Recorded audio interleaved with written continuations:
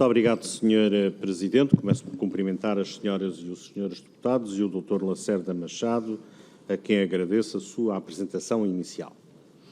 Começo por discordar daquilo que foi uma das suas afirmações, que recai sobre si menor atenção, enquanto personalidade envolta, no bom sentido, no processo da TAP, e discordo, porque Vossa Excelência aparece sempre que se fala do processo da TAP e, portanto, de facto, não está, os holofotes não deixam de estar sobre a sua pessoa. Em relação aqui às questões que tenho preparadas, eu dividi-as em assuntos para facilitar a sua nota e a resposta, porque, como sabe, neste formato diverso da Comissão Parlamentar de Inquérito, eu farei as perguntas e terá só uma única vez, portanto não podemos interagir.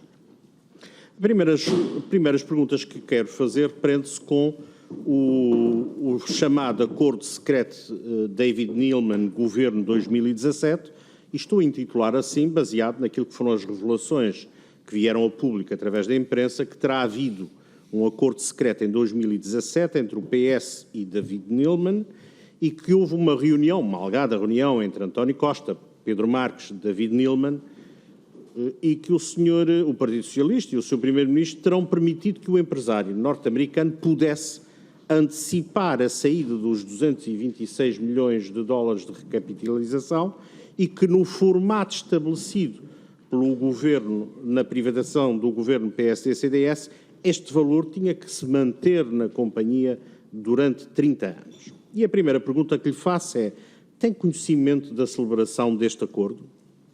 Se tiver, diga-nos em que é que ele consistia. Este acordo permitia, aparentemente, retirar fundos de capitalização antes do prazo de 30 anos obrigatoriamente definido nos termos iniciais da privatização que o Governo do PSD-CDS então fez.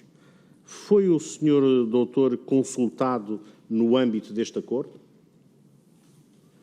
O segundo lote de perguntas tem a ver com os 55 milhões, que foram o valor, digamos, de indemnização ou compensação com que o Sr. David Neeleman saiu da companhia. Eu gostava que nos explicasse à Comissão se estes 55 milhões de euros pagos ao Sr. David Neeleman saíram da TAP, são fundos da companhia. E se fazem parte do lote de fundos que, obrigatoriamente, deveria lá ter ficado por 30 anos. Quais foram os argumentos que o Governo usou para retirar este dinheiro, estes 55 milhões, e entregar ao Sr. David Neeleman na sua saída? Foi também consultado sobre este negócio? Manifestou alguma dúvida ou concordância sobre ele? Um outro lote de questões que tem a ver com a capitalização da empresa. Foi do conhecimento do Governo, já de António Costa, da forma como a DGN, Atlantic Gateway, capitalizou a empresa TAP? Alguma vez alguém do seu conhecimento levantou dúvidas sobre este processo e sobre esta metodologia de capitalização? Havia um instrumento fundamental no âmbito do processo de privatização de 2015, que era uma comissão paritária a ser criada e que tinha por objetivo acompanhar os compromissos dos novos acionistas no contexto da TAP, do plano estratégico, da manutenção do hub, do não despedimento, etc, etc.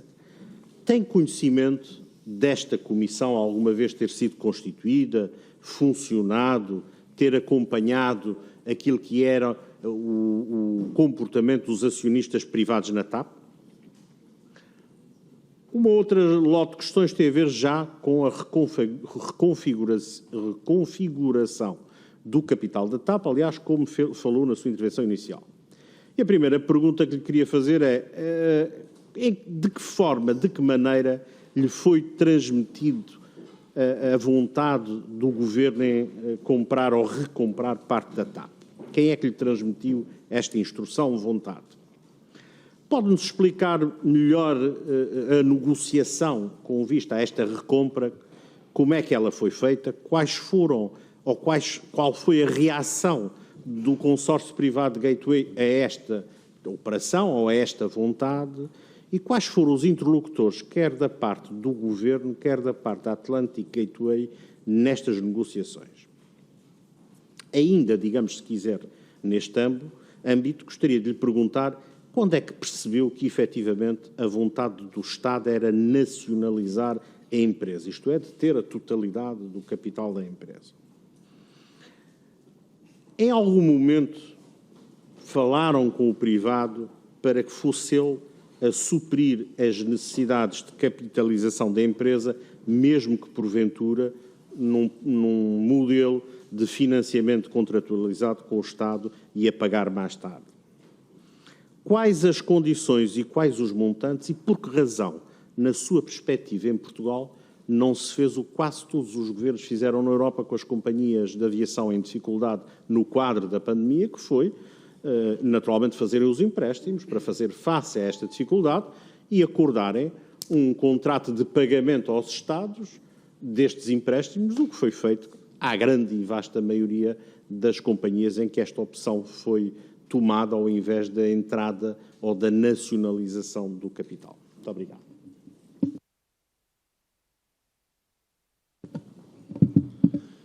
Muito obrigado, Sr. Deputado. Para responder, 7 minutos. Muito obrigado, Sr. Presidente. Muitíssimo obrigado, Sr. Deputado, pelo conjunto de... Já agora, pela referência inicial, eu esforço-me para ser um cidadão comum discreto. Costumo, aliás, dizer que só me deixo aparecer uma vez por ano. Prefiro, francamente, ser assim, e foi nesse sentido que eu fiz aquela referência inicial, mas compreendo, naturalmente, a observação do Sr. Deputado. Tentando, nunca é fácil responder a tudo o que me perguntou, começo pelo fim. Perguntados os acionistas privados se dispunham a aportar fundos quando foi declarada a pandemia, sim, claro, tal como o acionista-Estado. Aliás, a TAP pediu ajuda aos seus acionistas e também ao Estado português enquanto Estado, organização da nação, no dia 17 de março de 2020. Foi praticamente o dia em que se paralisou totalmente a operação. Era evidente que estávamos perante um problema.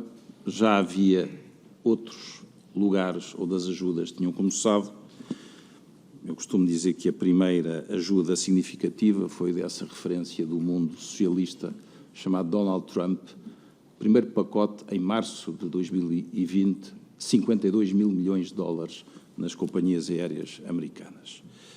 A condição era a manutenção de emprego. Já agora, tanto quanto me recordo, era a única. Mas a TAP perguntou aos seus acionistas e também ao Estado, não enquanto acionista, se podiam ajudar. Posso dizer que a resposta dos acionistas privados foi: nós podemos ajudar, e fizeram por isso nas semanas seguintes, tentando encontrar soluções de financiamento que pudessem permitir apenas ter garantia de Estado e não necessariamente desembolso. Isso é assim, e fizemos-lo todos também depois no Conselho de Administração, que, de resto, a partir dessa altura, eu diria que passou a reunir todas as semanas e, a partir de certa altura, quase em permanência. Portanto, a resposta é sim, foi claro que perguntado. E o que foi dito foi que não tinham possibilidade de aportar fundos. E eu aproveito pela ordem inversa: quem é que deu instruções para que se fizesse a negociação da reconfiguração? Sr. Deputado, a primeira reunião e o primeiro momento em que isso aconteceu foi uma reunião presidida pelo Sr. Ministro Pedro Marques, no dia 17 de dezembro de 2015, às 5h30 da tarde. Esteve o Ministro Pedro Marques, o Sr. Secretário de Estado Guilherme Oliveira Martins, o assessor Dr. Pedro Ângelo, eu, que estive calado durante os 45 minutos que a reunião tardou. Do outro lado da mesa estavam o Comendador Humberto Pedrosa, Presidente do Conselho de Administração da Atlantic Gateway, o Sr. David Neilman e o Dr. Diogo Pestrelo, o advogado. A reunião foi muito má.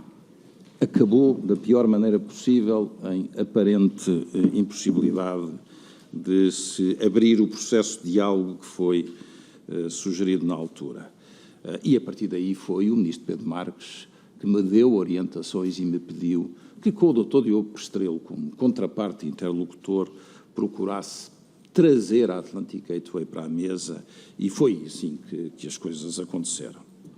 A comissão paritária que serviria para controlar o compromisso dos acionistas privados deixou de fazer sentido quando se chegou a um acordo, porque essa comissão paritária era uma espécie de comissão de fiscalização do conjunto de princípios, a ideia que eu tenho, e assim foi falado.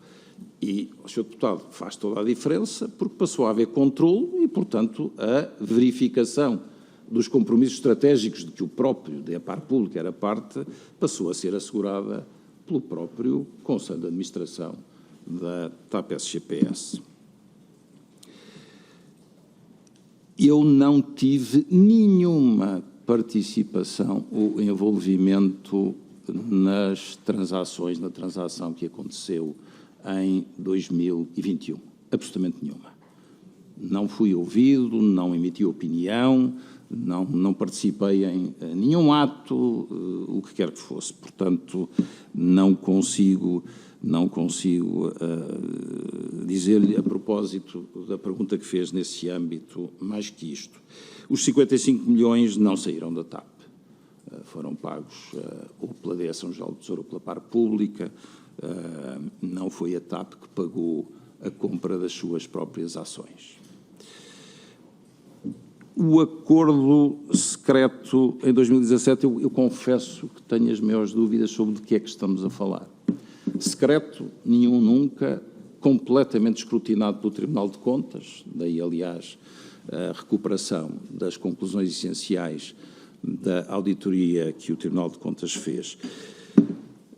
Julgo que esta confusão, e o secreto aqui é que é o elemento altamente perturbador, e não é, tanto quanto eu sei, não é isso que está em causa em 2021, quando é comprada a participação do Sr. David Neeleman, porque, como sabem, o Sr. Comendador Humberto Pedrosa permaneceu como acionista.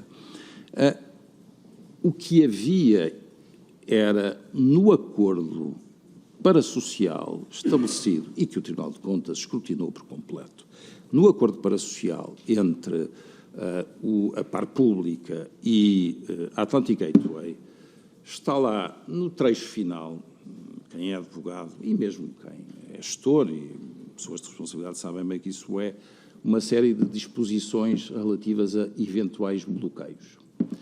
E o que ali havia era uma disposição que permitia que uma das vias de desbloquear o bloqueio era o Estado fazer sair forçosamente a Atlantic Gateway. Mas isso, devo dizer, corresponde a disposições absolutamente padrão em todos os acordos parasociais que eu participei e conheço, e devo dizer que são provavelmente mais do que 2 ou 3 centenas. E é uma disposição que só funciona depois de 7 ou 8 outros mecanismos não permitirem superar a divergência que exista. E, portanto, secreto para mim não faz sentido, porque se tratou dos acordos que o Tribunal de Contas escrutinou integralmente. Eu, em 2006, tomei posse nesta casa como vogal da CADA, aqui à frente, onde estive durante 6 anos, sentando-me, aliás, imediatamente à esquerda do Dr. Luís Montenegro.